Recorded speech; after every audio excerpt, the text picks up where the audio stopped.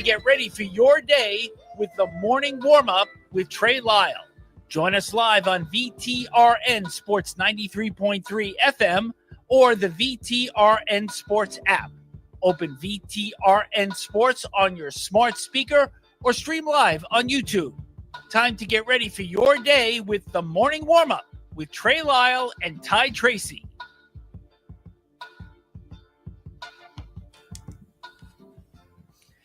$7:03 on this Tuesday, March the 25th. Welcome to the morning warm-up. Philip is here. Yo. I'm here. Ty is lurking somewhere. I think he decided to go to the bathroom as soon as the show started because Philip is here. So locked in with his baby blue. Oh, we're rocking the blue today. Look at us, like matching. Hey, you know, we're in sync. How do we know? Look at that. But maybe we're feeling down. We're feeling up. Tuesday, I don't know. Well, Monday, you had a case of the Mondays yesterday. All right, let's get to in case you missed. We have a jam-packed show. We have Anthony Damcott coming up, second segment into the show with Lake Lewis. So jam-packed show today. So we got to get to in case you missed it. We got to get to today in sports history. So let's dive in right now.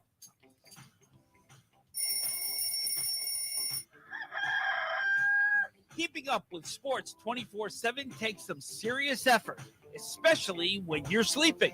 Don't worry, the morning warm-up stays alert around the clock. Now here is everything you missed last night. So something you definitely missed last night are two big headlines, and ultimately this is probably the biggest, despite the fact that USC is advancing to the Sweet 16 after defeating Mississippi State 96-59 to take on Kansas State after Kansas State did defeat Kentucky in overtime on Sunday. Ultimately, Juju Watkins, maybe the best player in the country, tore her ACL in that game last night and has season-ending surgery. This is very similar to what happened to Paige Beckers, who tore her ACL late in the season for Connecticut. Would have been 3 years ago at this point because she missed a year, came back, and has come back for the last two. This sucks. USC is one of the best teams in the country. They were a 1 seed for obvious reasons. I had them in my final. Actually, I had them in my Elite Eight.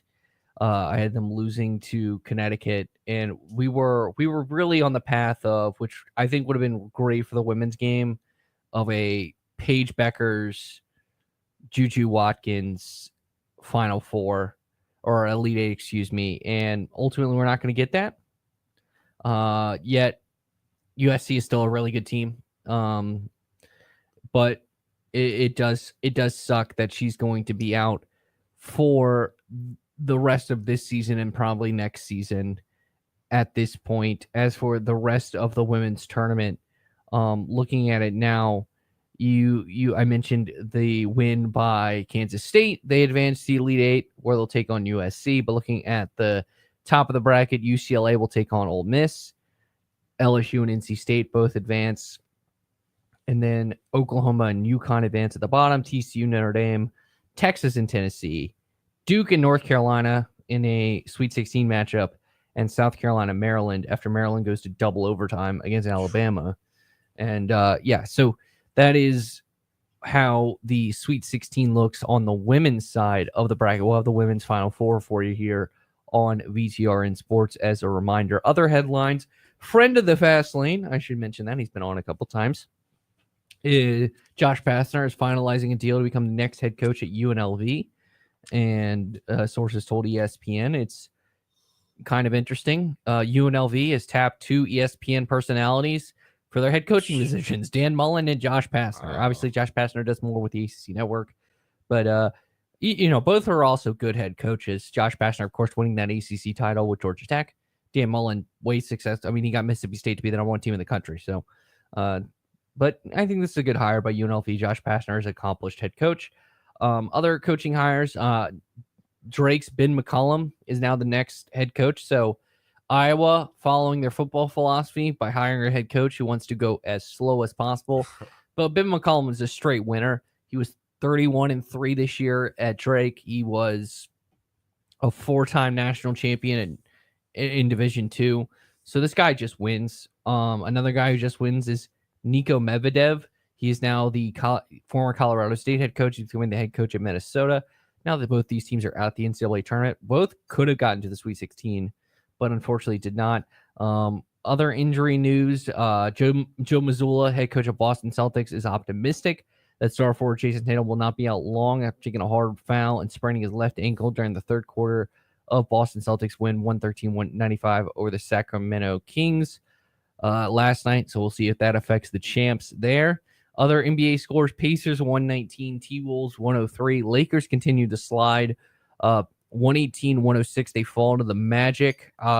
Second game with LeBron back. I think the Lakers will be okay.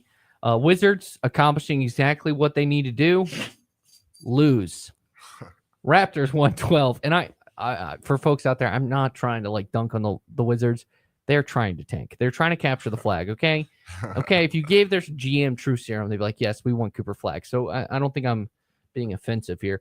And I bet you've asked a true Wizards fan, hey, would you rather win these games or get Cooper Flag? They'll say Cooper Flag. So Raptors 112, Wizards 104. Good to see Anthony Davis back. I just want some positive things from the Mavs fans. Mavs win 120-101 over Brooklyn Nets through capture the flag. In a battle of capture the flag teams last night, Pelicans 112, Sixers 99. But the Sixers are more just trying to get in the top 5 picks so they don't lose their pick, which would be hilarious. Bulls beat the Nuggets 129-119 in a game. Jokic is out basically all this week, it appears, with an ankle injury. Bucks 106, Suns 108. So maybe Phoenix are they correcting things? Yeah, Maybe. I would take a couple of clutch Shots from Devin Booker. Shout out Devin Booker. And Kevin Durant 38-8 with 3 blocks. Giannis at 31-10. And then mentioned the Celtics won 113-95. And then a couple notes, a couple portal guys. Virginia Tech has 5 in the portal. We've mentioned them a couple times both here and on the fast lane. But now that the season is over for Liberty, Bryson Spell is going portaling, and then Andrew Brody and Isaac McNeely are going portaling. I don't think these are the first or last guys for either team. My guess for Virginia is that they will have a completely new team next season. This is just what happens. I really wish I had the John Calipari clip when he was doing his introductory press conference to Arkansas. He's like, I just talked to the team. There is no team. And I feel like basically anytime you hire a new coach, that is the philosophy that they're going to have. It is, but yeah, with these portal stuff, in my opinion, I have taken the new philosophy under the last couple of years, and I feel kind of the same way with football. Show me the roster once fall camp starts, or show me the roster once basketball season. Because, and Philip, you can attest to this, is just seeing teammates like, your roster is not even set now with this new era, like being on the football team till fall camp. Like you feel like, it probably is pretty set come spring, but like a couple guys leave, a couple guys come in, like there are changes, but it feels like your roster's not fully set. Maybe your core is when you have consistent coaching, but your roster is really just not set till, like the NFL, till the end, like the NFL's roster. Well, it's never really set in the NFL. But my point being, you're not going to know all your teammates till fall camp. Yeah, I've seen guys come in for spring, just kind of want to bounce back. You expect a lot from them. The team does, the media does, and they might be gone before the summer starts. You might see high-level guys come in, and they just have next to no production when the season does start. And for both these teams, we've seen a lot of guys come in the last year, and you'll just see them on the end of the bench every single night. And it might just be scheme-wise, play-wise, you don't know. But when I was looking at my phone yesterday and seeing for Liberty personally, like seeing all the guys jump in the transfer portal, I was like, wow, like that's kind of like I remember these guys coming in, but it doesn't necessarily surprise me seeing them like exit now. And like you said, I'm sure this will not be the last of the portal jumpers before the year is over. But again, you definitely have to Like, give me the roster at the beginning of the season, and that's what I'm going with. Especially in basketball. there's Like no football, guarantees. you're just because the roster's so big, you're naturally going to have guys back. It's just like but unless you're Colorado. Yeah. But you know, in basketball, like Kentucky and Arkansas, for example, both in the Sweet 16, have completely different rosters than what they had last season. You can say the same thing about it's just you look at these teams like Duke remade their entire roster. I mean, you would think Jeremy Roach would be a stalwart of their team. He was a 4-year starter and he had a 5th year. You'd like, okay, no, he's at Baylor because they had to remake their roster to fit around Cooper Flag, which, they have to have hard conversations, and it worked. It worked for Duke. I mean, and it's not, I don't think it was an offensive to Jeremy Roach, and John Shire even said that. Like, we had a hard conversation, but I mean, and sometimes you get lucky with your quarterback because they, their academics aren't right and they can't transfer the school they want. We won't mention who that is. Go Buffs. Well, I mean, he wanted a War Eagle, but unfortunately, he couldn't last year. But that's not here or there. Yeah. Philip, did you get you had all your credits, right? You're in line? Yeah, I was ready to go P5, P4 anywhere. He gave up the bag, folks, for a free one to join us. Yeah, just remember that. So if you want to give Philip an NIL deal, please please Philip connect. Dawes one. There we go. This is our NIL deal to Philip. We make him do work. Couldn't ask for it better. But ultimately, with this portal stuff, especially in basketball, like, you're just not going to have any consistency on the roster, like, especially at Virginia with the new coach. But, like, if I'm Virginia Tech, there are 3 guys I want to keep. I want to keep Toby Lawal. I want to keep Ben Hammond. I want to keep Tyler Johnson. If they keep those 3, it's a pretty good core. And you add more scoring around you, I feel pretty good about Virginia Tech's roster next year.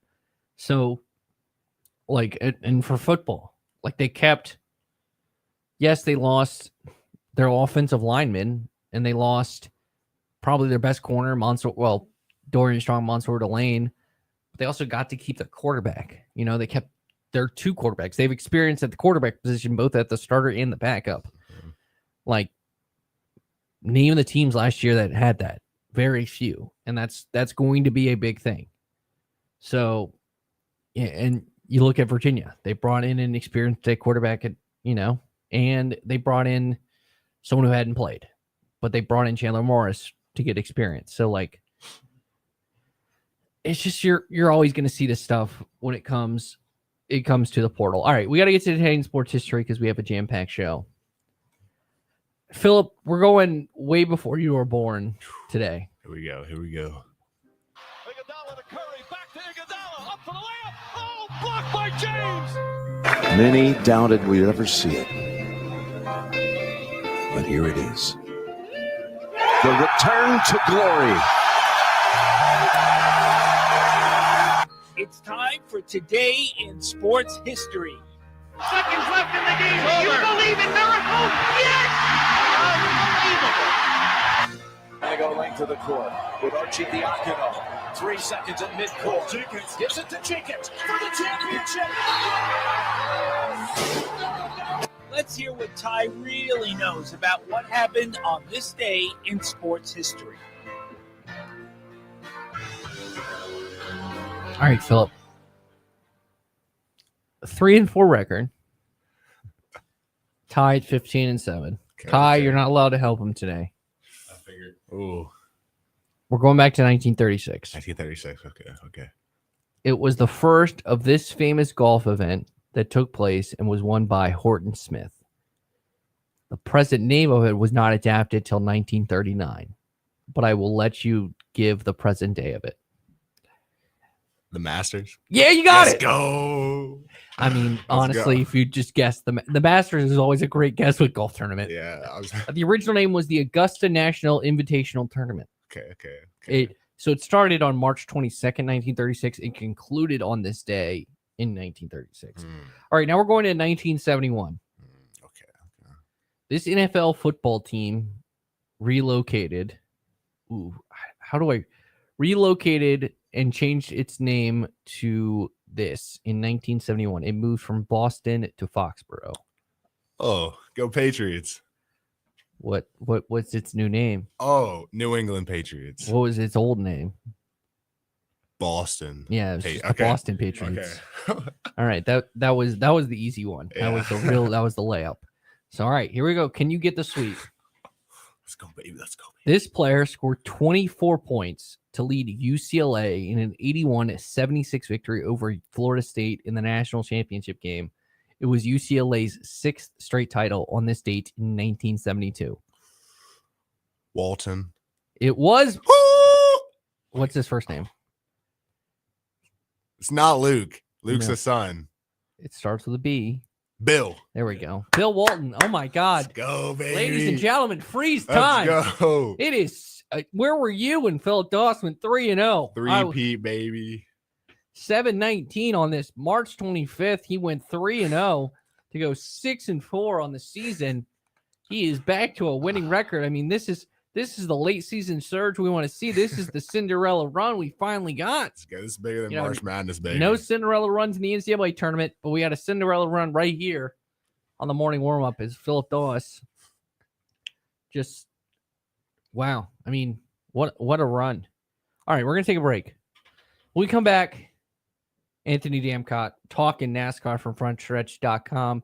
He wrote Thinking Out Loud this week and has an opinion about what should be the championship race. So we'll discuss that. Plus, NASCAR's coming to Martinsville. Is there hope that we'll have a good showing? That's next here on the morning warm-up. We are making it happen at the Used Car Superstore on the Sheeler Motor Mile, your premier used car dealer serving Southwest Virginia and surrounding areas for over 50 years. With the best selection, value, finance options, and exceptional service. Plus 900 pre-owned vehicles all in one location. Volume selling means volume pricing, and we've got the volume. The Used Car Superstore is your one-stop for most makes and models. Cars, trucks, vans, SUVs. Many have miles in the teens, remaining factory warranties, and some are even local one-owner vehicles. Plus, Sheeler owns the finance company. Getting approved for credit is easy on the Motor Mile, with finance options for every budget. 900 used vehicles in stock now, more than any other dealer in the area. Hurry in for straightforward pricing and more inventory arriving daily. Why wait? Make it happen at the Used Car Superstore on the Sheeler Motor Mile, your premier family-owned car dealer serving Southwest Virginia and surrounding areas for 50 years. I-81 exit 118C in Christiansburg. Call 866-SHEELER1. Always open at Sheeler.com.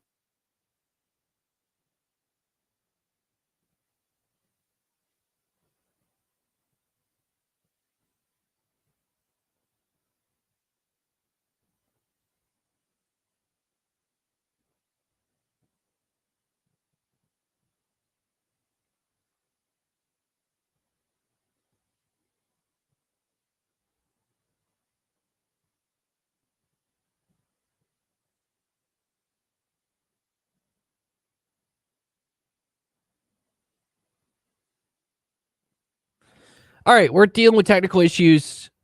So welcome back here to the morning warm-up. Trey Lyle here with you. Joining us early is Anthony Damcott. Hey, buddy, how are you? I'm doing all right. How about yourself? Thank God you got on early because we're dealing with technical problems. So I appreciate that. And yeah, so our automation just froze. Gotta love when that happens, as I will. But let's dive in. You, of course, cover NASCAR for Frontstretch.com. You also love to cover the trucks. I will shout you out on that. But you did write Thinking Out Loud this week for that lazy Dalton Hopkins. Just kidding. Dalton was at the track. That's why he wrote it. But Anthony, your early thoughts on Kyle Larson's performance throughout the weekend, where he won the 2 races he wasn't dominant in, and the Xfinity race, the one in the middle, he was dominant, but then kind of a late race restart doesn't go his way, so he doesn't get, I'll call it the Kyle Busch sweep. So your overall thoughts on Kyle Larson's weekend, this weekend at Homestead? Not surprising at all. Kyle Larson is very much a a dominant driver when it comes to Homestead. He has been able to learn how to rip the top unlike any other driver, and people still try to figure it out. We saw his teammate Alex Bowman try to do the same thing, and ended up in the wall. So it's something only Kyle Larson can do. It's something he's good at doing. And then he should have gotten the sweep. Obviously, the Xfinity race was his to win. That didn't end up happening, which was really unfortunate because he was dominant in that race. Like you said, he had like a 20-second lead before Taylor Gray spun. But even still, even though he didn't get the win, I mean, he led a bunch of laps. I mean, nothing short of a typical Kyle Larson clinic at Homestead. It's surprising that he only has that Sunday was only a second Cup win at Homestead because he's usually always at the front at Homestead. But I know who was it? I think Joey Logano said in the Truck Series booth after he won that race, he gave up a lot of races early on in his career to be able to learn how to rip the top like no other and make speed. And now he's finally being able to reap the benefits of that. Yeah, absolutely. So you look at it and Larson's performance. Homestead is just such a great track. It's one of the best in the series. But we'll talk about Larson specifically. He is now one of the fastest to get to 30 wins in a Cup Series career. He probably, if they didn't do this, he joked. He said he would have 50 wins if they stuck with a 2021 car, which he did win 10 races before they quote unquote ended it. Kyle Larson seems to have just hit another level that it's crazy to think about, but does just the fact that we can see his talent at a racetrack like Homestead, what does that say about him going forward in terms of creating a legacy? Because yes, this car is unique where maybe wins won't become more of a factor and championships are kind of unique in how you count them. But is it time to start looking at Kyle Larson as where he'll end up as one of the all-time greats? Yeah, absolutely. I think we're witnessing one of the best drivers in current NASCAR history. I think the move to Hendrick back in 2021 was I don't want to say a career saver because I feel like no matter where he would have went, he would have still been able to win races. But it's clear that he was very crucial in the let's call it the revival of Hendrick, because I remember those years right as Jimmy Johnson's performance started to decline. Shortly after Jeff Gordon retired and Casey Kane was on his way out. Hendrick was kind of in a bit of a rough patch. It was Chase Elliott was still getting warmed up. He wasn't finding victory lane. William Byron was the same way, and even Alex Bowman. And then they brought Kyle Larson in, and he immediately goes and wins 10 races and the championship. So I think the fact that he's already at 30 wins, 30 career wins. I believe was his 24th with Hendrick. I think he's building a real Hall of Fame case, even with just the one championship. That's not to say I don't think he won't get more, but I think he has won on so many different types of racetracks, on so many different, in so many different series as well. He's one of the 40 or so drivers to complete that triple threat statistic of winning a race in each of the top three series. I think he's one of the greatest Hendrick drivers of all time at this point, because he's only going to keep building his resume. And I think he's at this point in time, I think he is one of the best NASCAR drivers in this generation of the next gen car. You touch on Hendrick Motorsports. 3 teams are now, and we can talk about the highlights of a couple good performances this past weekend. But before we get to Homestead as the finale, 3 teams are dominating the top 8 spots. 2 are not shocking. Joe Gibbs Racing, Hendrick Motorsports. Hendrick Motorsports actually have the top 3 right now in points in Byron, Larson, and Bowman. But 23-11 is that third team with Wallace and Reddick at 4th and 7th, or 7th and 4th, respectively. What are your thoughts on those three teams and the fact that they have come out of the gates kind of as the three dominant teams early on in the season? Well, I think Hendrick and JGR in particular, we shouldn't be too surprised at. I feel like it's kind of the same song, different verse from last year. I think once we got to about Dover last year, we were talking about Hendrick versus JGR for the championship, even though Penske ended up being the one that took home the championship. But I think 23-11 in particular is obviously the surprise. I think there was a little bit of concern, I feel like, with the lawsuit, if that was going to distract the team. And then they added the third car. They added Riley Herbst to the mix. So now they have a 3-car team. One of them is a true rookie. So there was concern of maybe a dip in performance. But they've been able to stay the course. And then, of course, Bubba Wallace had a crew chief change. There was worry if that was going to affect his performance. But if anything, it looks like it's helped him having Charles Knight come over from Christian X's truck team, McAnally Hilgeman.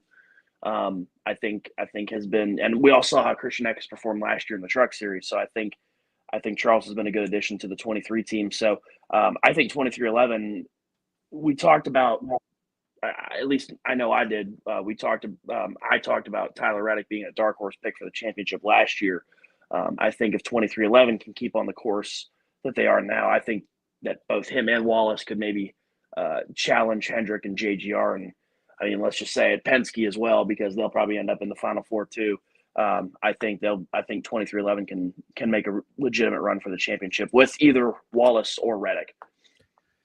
Yeah, I even picked Reddick to win the title last year. Sorry, you're good, Ty.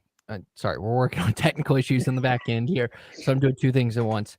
I have to do like both my jobs. So, Anthony, we might go a little long in this segment as we have no automation. So we might be flying blind for a little bit, folks. So just enjoy the show. But you touched on Bubba Wallace, and I feel like a theme around Bubba this year is he seems different. Obviously, we could call it the dad bump. He hasn't had the finishes he's wanted. He's only really finished one race this year. He finished 9th at Atlanta. But the fact he's 7th in points shows he's had speed throughout the season. What do you think that says about Bubba Wallace in terms of he is going toe-to-toe with his teammate in Tyler Reddick, who we all agree that Tyler Reddick, maybe in terms of just raw driving talent, is right behind maybe Larson in the series? Yeah, I think like you said, I don't think he's gotten the finishes that he's necessarily wanted or deserved, but I feel like this is a big step up. And like I said, I think the crew chief change helped. But I think it feels like Bubba Wallace sort of has a little bit more confidence in the way that he races. I feel like he's got a lot of I don't want to say swagger, but sort of like what you said, that with the becoming a father, I think gives him a little bit of added motivation to go out and perform well. And obviously we saw that this past weekend at Homestead. He led some 56 laps, finished 3rd. Really great day for that team, especially at a track where, we expected Tyler Reddick to basically be the only one who could touch Kyle Larson, because I feel like if there's any guy who can match the Kyle Larson line at Homestead, it's Tyler Reddick. And of course he won the Homestead race last year as well. So the fact that Bubba was able to lead 56 laps and beat out his teammate, really shows that the 23 team, I think, is starting to figure it out. I think to be as confident as they are this early in the season is a good thing. I feel like sometimes with a new season, it takes some teams a little bit longer to find their footing, especially when you get a new leader atop the pit box. But I think this 23 team's coming together really nicely. And I think, him and Tyler Reddick both can kind of take new roles as driver mentors to, as I said, Riley Herbst joining the team this year. So I think Bubba's got a lot of confidence in him from his personal life. I think from taking on new roles in his life on and off the track, I think he's got a lot more confidence in himself. I think the 23 team as a whole, with a new leader atop the box, I think the change in pace has really kicked up the pep in their step, especially on pit stops, because I feel like 2311 has had a myriad of pit issues in the past few years. So it's I think this could shape up to be a career year for Bubba Wallace, and I think showings like he had at Homestead really gets him started on the right foot now, especially after his dismal finishes to start the year. A man who, in his own words, is very opinionated about many things. At Anthony Damcott on Twitter. Anthony Damcott joins us. He is, of course, one of my good pals and colleagues at Frontstretch.com, talking NASCAR on a our technology system is kind of like Corey Haim's truck on Friday night. Just shut it off randomly. So, but a couple of names we want to highlight, since we're adjusting things here because we have now more time to breathe. We can dive in a little bit before we get to the overall conversation about Homestead. I do want to also talk about the second place finisher in Alex Bowman. He's now third in points. This is a driver in Alex Bowman that had rumors he was losing his ride at the start of last playoffs, and is now driven with such purpose in these last, if you want to count last season, 15 races. What have you seen from Bowman in terms of, obviously he's going to be the guy behind everyone in Hendrick Motorsports just because he is not the flashy dude. But what are your overall thoughts on Bowman and his performance this season? So I will be the first to admit that I've been one of many people who have been critical of Alex Bowman at some point in his career. But he has been, what I've seen out of him this year has been almost like a new driver. That's not to say that, that's not to discredit any of his previous wins. But it feels like he came into 2025 with more motivation than he's ever had. And I think that was because last year, there was all the rumors that he was going to lose his ride, that he shouldn't have the 48, that he should be, flipping burgers or, whatever. And I think there was a little bit more, there was some motivation here and there with certain races that played out, especially, I think back to the Daytona 500 last year when when there was kind of a discrepancy whether him or William Byron won when the caution came out. And then, of course, finally getting back to victory lane after, I think it was 2 years at Chicago, especially coming off the head injury that he had and then the back injury as well. I think 2024 was a great year rebounding for the 48 team. And this year, I think there's just he's been very quiet and under the radar, and that's helped him a lot. But he's run up front when it matters, and I think Kyle Larson would have passed him eventually, but I think had he not hit the wall with 7 to go, I think he could have put a real fight to his teammate, try to win that race.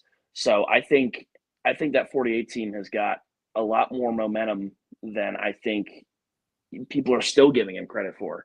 I think, I read so many comments on Twitter that were talking about how he has, there's still going to be people finding reasons why he shouldn't, stay in the 48. But I haven't seen that because he drove such a great race and was very fast all weekend, of course, qualifying on the pole. So I think, he's right now at this juncture of the season, it almost feels like Chase Elliott is the fourth Hendrick car. Because he's not one of the top 3 Hendrick drivers in points. So, I think Alex Bowman has had a very under the radar season, and sort of like Bubba Wallace, I think having a good finishes like he had at Homestead will really set him up for a dark horse kind of season if they can stick with it. Here with Anthony Damcott at Anthony Damcott on Twitter. 2 more questions for you. You sort of wrote about this with Thinking Out Loud this week, filling in for Dalton. I believe Homestead should be the championship race, or at least if you want to do a rotation, make it part of the championship race. You say hold off on it. Why do you feel that way? Or do you think, and you also mentioned how you wanted the rotation, do you think at worst this should be part of the rotation of venues in terms of having a championship race? Absolutely. I when I wrote that column on Sunday night, the idea was that I never was taking Homestead out of the running for the finale and like something that I said I think should be considered.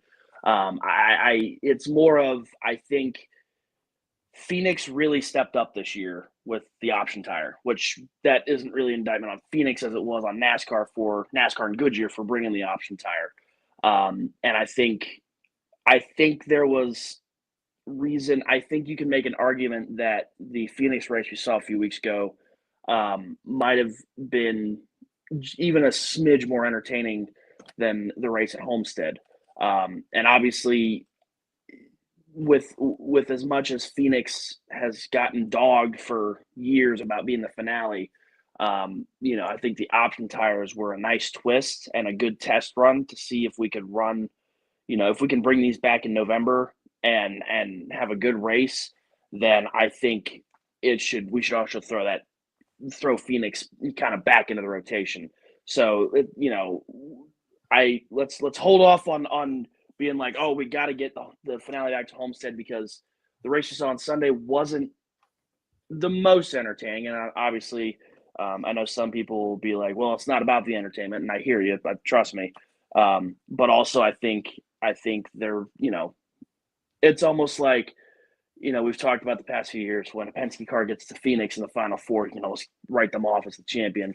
Right now, it's almost like, let's just pencil in Kyle Larson as a champion now if we go back to Homestead, at least at this moment. So I think Homestead absolutely should be part of a rotation that we do.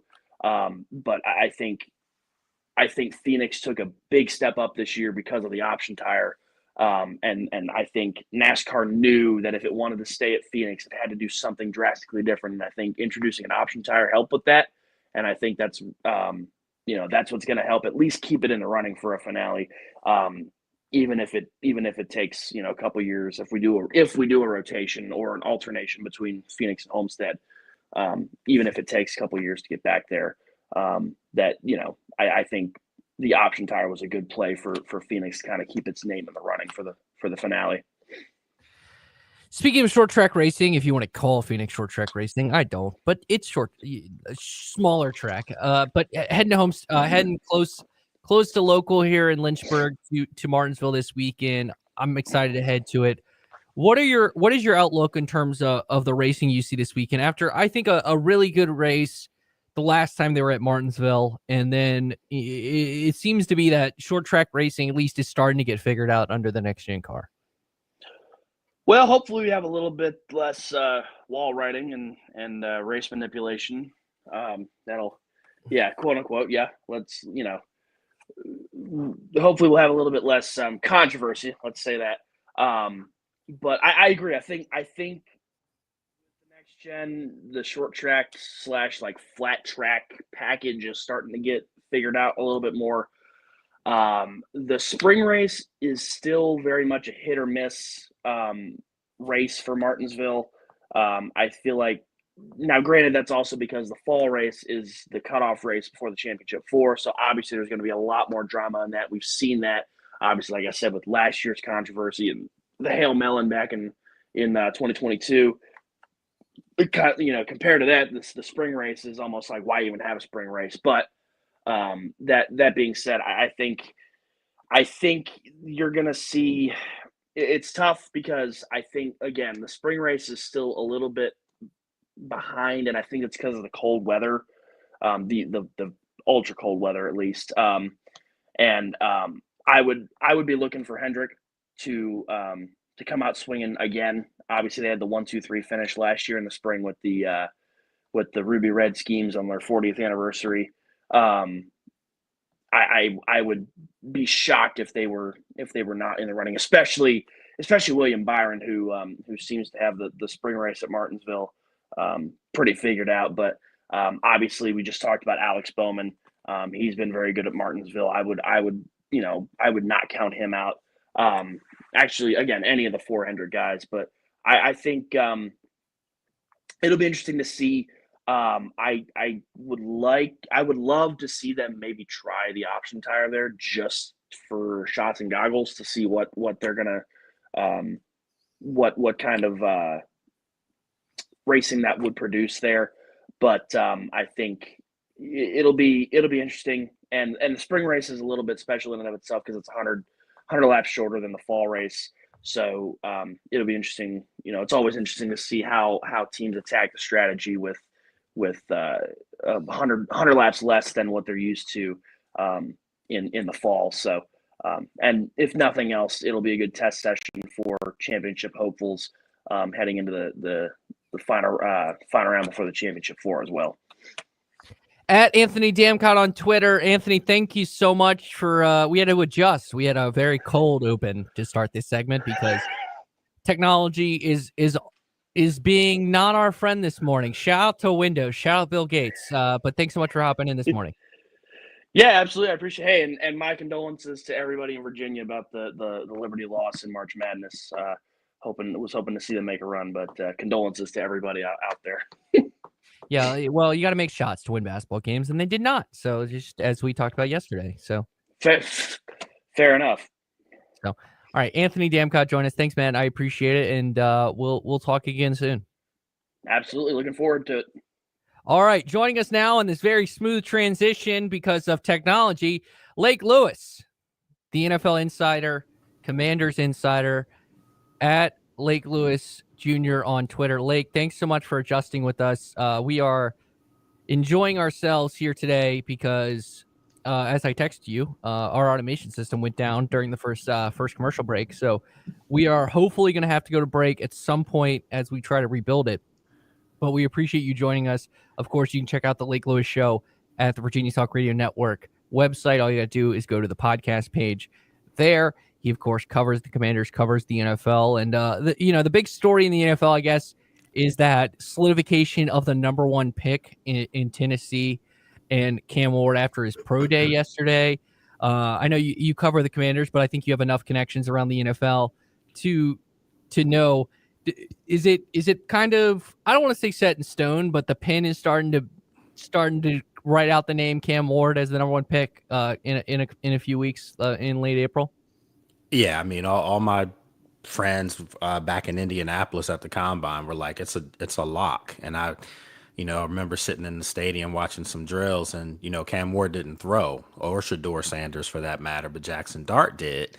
And people were like, oh, I wonder if one of these guys could actually, put themselves in position to rise up and be a surprise, top 5 pick at quarterback and maybe put some pressure on Cam Ward.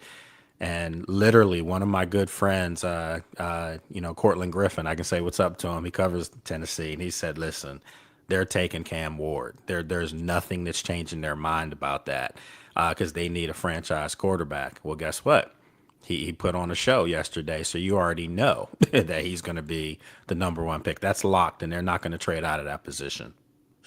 Do you feel like sometimes like Shador Sanders is probably a better pick to go with Cam Ward, or you feel like the Tennessee Titans are automatically say we're locked in on Cam Ward for our future?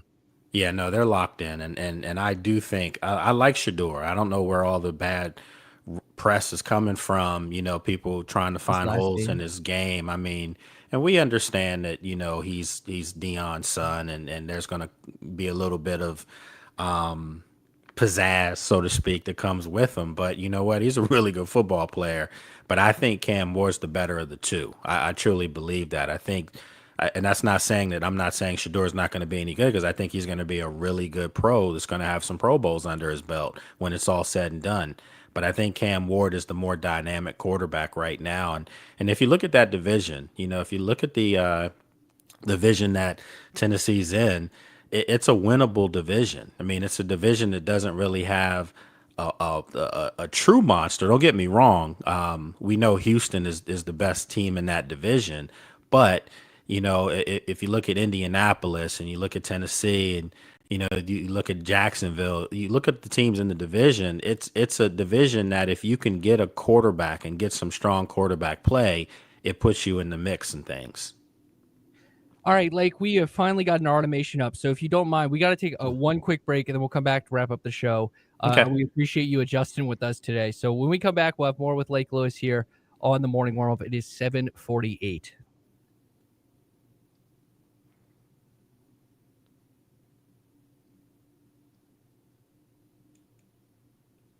True Wilderness family. These cars are built for adventure with symmetrical all-wheel drive, rugged capability, and legendary Subaru reliability. These stylish vehicles are ready for anything. Plus, every new Subaru we sell comes with an exclusive Terry Promise, a lifetime powertrain warranty. Visit us on Forest Road in Lynchburg or browse our inventory online 24/7 at terrysubaru.com. Terry Subaru. You'll love our cars. We're joined by Randy Trost from Trost Law, and they've been serving our community since 1982.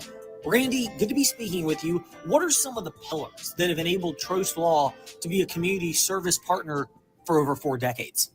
Well, one of our main pillars is customer service, client service. We believe in providing the utmost personal service to each of our clients. We take time to listen to the client, listen to their situation, and apply our expertise to that situation to come out with the best outcome for that particular client.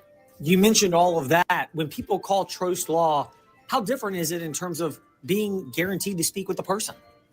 We pride ourselves, when you call our office, you are going to have a person pick up the telephone. There will not be a robotic teleprompter come in asking to press a number to find out who you should be directed to. You'll get a live person. They'll greet you in a pleasant fashion and direct you to the person most appropriate for your issue. And if people leave a message, true or false, you get back to them within 24 hours. Absolutely. If you don't hear from our office within 24 hours, there's a problem. Call the police to help us. Randy Trost with Trost Law. Fun way to end that, but it's informative for people. Randy, thank you so much. And we see now why Trost Law has been serving our community since 1982. Thank you for having me. Randy Trost of Trost Law. For more info, trostlaw.com and 777-HURT. Good morning. We are just getting your day started here on VTRN Sports with the morning warm-up. Stay connected with the show at Trey Lyle VT and Ty Tracy 90 on Facebook, Twitter, and Instagram.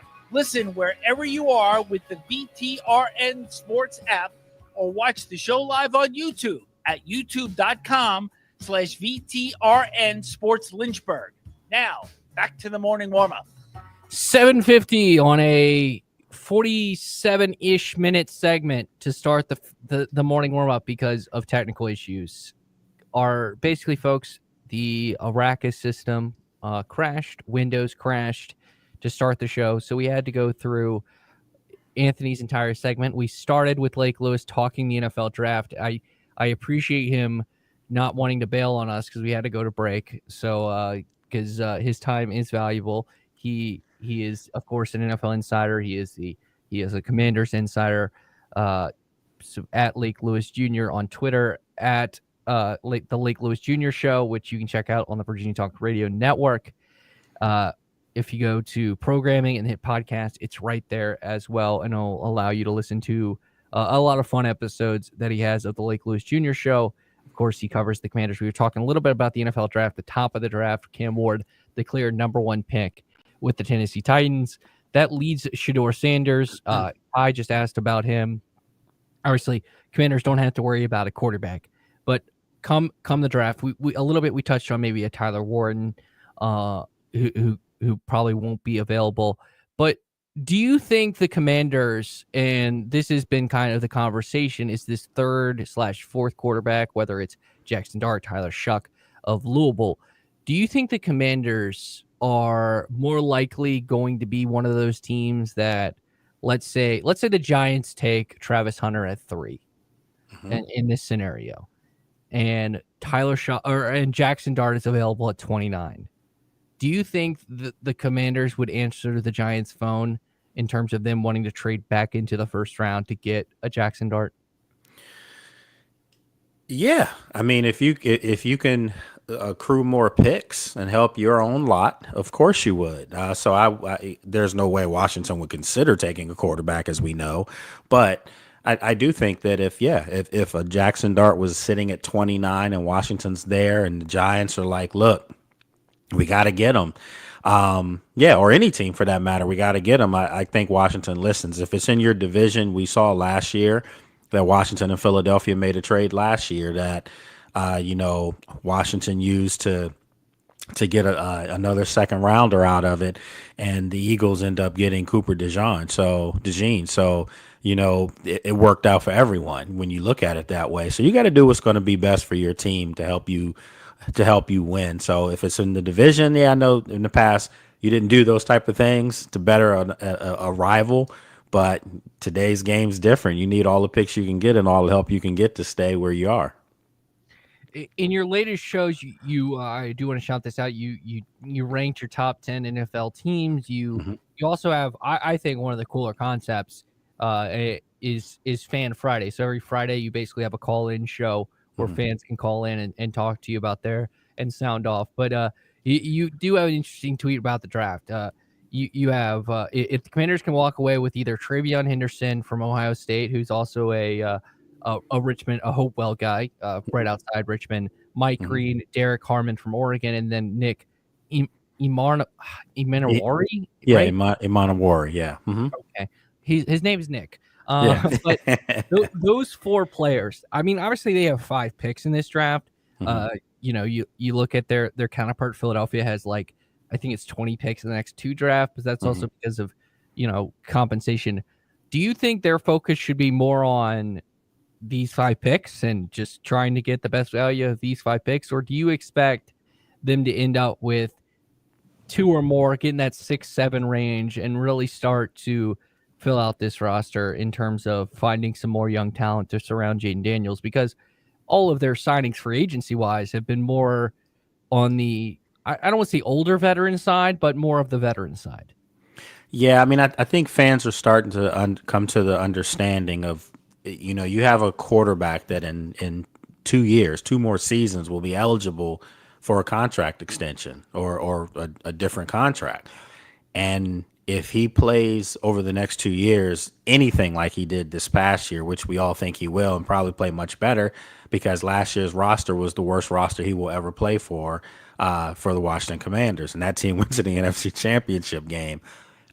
People have to understand that he's going to be a record-setting quarterback when it's time for him to get his money. And Adam Peters is quite aware of that. So right now, while you have him on a rookie deal and you're in Super Bowl mode, or bust, you can't fill out a roster with $20 million contracts everywhere. You just can't, because you're still going to have to re-up a guy like a Terry McLaurin. You still have some young guys that are going to be due soon, and you're going to have a Frankie Louvo after this year that you're going to have to pay more money to. So it's smart spending what they're doing, and it also leads credence to what Adam Peters wants to do, which is build through the draft. So now they've done all their free agent damage. Obviously we know about the post-June cuts and things like that could come up. But for the most part, they've taken care of the older people in the building. So now it's going to be focused on this draft. And when you only have 5 picks, no third rounder now, because that was given in the to Houston, in the Laramie Tunsil trade. So you have to be spot on in what you're doing. So I do think right now the draft is about picking for the best player available on your board. And if it happens to be, a wide receiver, you take it. If it happens to be a cornerback, you take it. If it happens to be a linebacker, you take it. And you notice I didn't say edge rusher, because we all know that that's what this team is devoid of right now, dominant edge rusher. I would be surprised if one of the top edge rushers on the board is sitting there at 29. And, I keep bringing up Mike Green from Marshall because I think he has a chance to be there. And I think he's a very good football player. I think he's a guy that, although he played at Marshall, and Marshall, is a good program, but they're not like a top 10 program. Some people forget about this guy, but when he played against Ohio State, he was wreaking havoc against the eventual national champion. So I think a guy like that's going to be there. James Pierce has a chance, but I doubt he'll be there. And I'm not sure from a character standpoint if they would take him. I'm not sure about that yet. So yeah, they've got a lot of opportunities. You know, there's a guy that I really like, linebacker, Demetrius Knight from South Carolina, and I think that he's a guy. He used to be a quarterback when he first got to college at Georgia Tech. And normally quarterbacks don't want any kind of physicality to, for this guy to end up being a Mike linebacker and a wrecker. I think he would be the perfect guy that you might be able to take and have him be groomed under Bobby Wagner for a year or two. That's a pretty, if you get drafted as a Mike linebacker and your mentor is Bobby Wagner, I don't think that's not necessarily a bad choice to follow the under. It's kind of like Cam Jurgens with Philadelphia, like he followed under the wings of Jason Kelsey. It's a pretty good choice. But you look at Washington, and obviously I love the draft. I think it's one of the funnest times of the year because every team is hopeful. But you touch on edge rusher. I get the sense, and we'll make this the last question here for you, Lake, because I feel like you're going to get the Trey Hendrickson question from fans every week, like all the time. as the weeks go on, it feels less and less likely he is getting traded. And I'm starting to become of the belief now after the Myles Garrett stuff, especially, that these players that quote unquote ask for a trade are more likely just to get the extension. And is your sense that he's now going to get the extension instead of get traded? No, it's not. For him, it's different. And the reason why I say that is because they've got a lot of money invested in 3 players on the other side of the football. And, for him, he'd have to take a little bit of a bargain deal to stay in Cincinnati. It would have to be something where he's like, okay, I'll forfeit a couple million here to help Cincinnati. But when you're 30, 31 years old, you don't really want to do that at this point. You want to get what you're worth and help set the bar and the standard. So I think Trey Hendrickson really wants to be paid and, be respected, for what he's done. And that's to lead the NFL in sack numbers over the last 2 years. I mean, he's done it all on a really bad defense, by the way. So I think I actually see him getting moved. I truly believe that. So you will keep getting the question. All right, good. So have fun with that. I'll do my best not to ask it every week. I'll ask it every other week. But we're here with at Lake Lewis Jr. on Twitter, the Lake Lewis Jr. Show, which you can catch on the Virginia Talk Radio Network. And you'll catch him here throughout the NFL season and the off season, of course, as we lead up to the draft right here on VTRN Sports, 93.3 FM, 1320 AM, W227BG Timberlake, WVGM Lynchburg, WMNA Gretna Southside. Lake, thanks so much for being a little, we had to be a little flexible today because of technical issues. So we appreciate you spending some time with us, and we'll talk more in the coming weeks. All right. Sounds good, my friend. Good seeing you.